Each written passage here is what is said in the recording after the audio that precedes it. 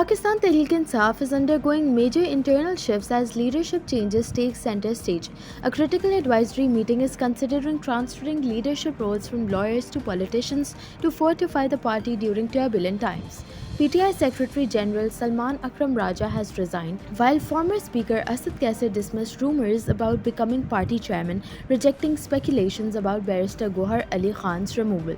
These developments come amidst fallout from the Islamabad protests, where PTI claims several supporters are missing, but Rawalpindi police deny using open fire. The protest turned violent, claiming at least 6 lives, including security officials, raising tensions between the government and PTI over the conflicting death toll reports. Meanwhile, concerns for press freedom grew as senior journalist Matiullah Jan was reportedly abducted from Islamabad. His son alleged unidentified individuals took him from PIMS, later revealing he was booked under a terrorism and narcotics case. Despite being briefly seen at Margala police station, his current whereabouts remain unknown. Rights groups and journalist associations condemned the incident, demanding Jan's release. They highlighted his critical reporting on PTI protests alleging state violence. This troubling development has sparked alarm over the growing risks faced by journalists in Pakistan. On a brighter note, the Pakistan Stock Exchange made history by crossing a 100,000-point mark, reflecting renewed investor confidence. This milestone follows improved economic stability with falling inflation, declining interest rates, and an IMF bailout. Analysts praised the market's resilience, noting a 150% gain over the past 17 months. Prime Minister Shehbaz Sharif congratulated the nation, attributing the achievement to government efforts to stabilize the economy. He pledged continued reforms for economic progress, crediting the positive market trends to improve policies after political turbulence. सबको मुबारकबाद। हमारा जो stock exchange जो आज 1 lakh points को cross कर गया है,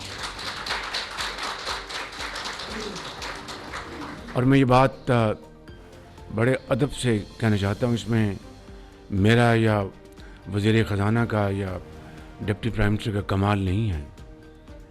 ये एक यकीनन it's a team effort, untiring efforts, no two opinions about it, and of course very close coordination between the federal government and all stakeholders. But it is all about sentiment, business sentiment.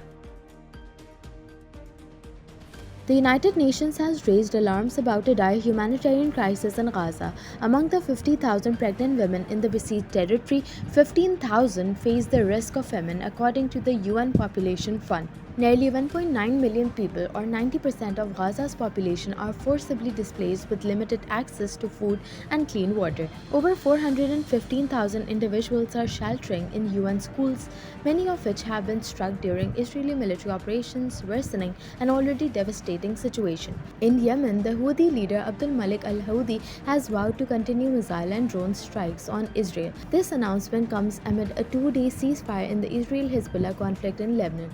Al-Houthi on the group's Al Masirah TV station emphasized ongoing support for the Palestinian people, framing these operations as acts of solidarity. Meanwhile, the United Nations Relief and Works Agency has accused Israel of blocking all humanitarian aid to northern Gaza.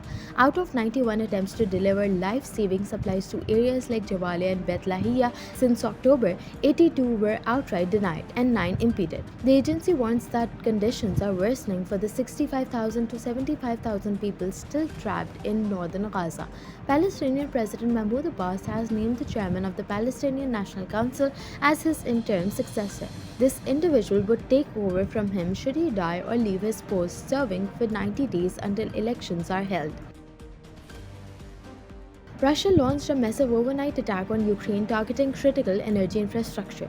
President Vladimir Putin claimed the assault was in response to Ukrainian strikes on Russian territory using US-made ATACMS missiles. The attack struck 17 sites, including military and defense facilities, although power infrastructure bore significant damage. Ukraine's energy system faced its 11th major assault this year, leaving over 1 million households without power.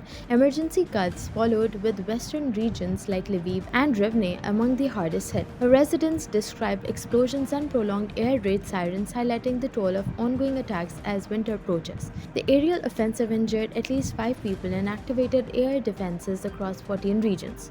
Ukrainian President Volodymyr Zelensky urged allies to bolster air defense systems.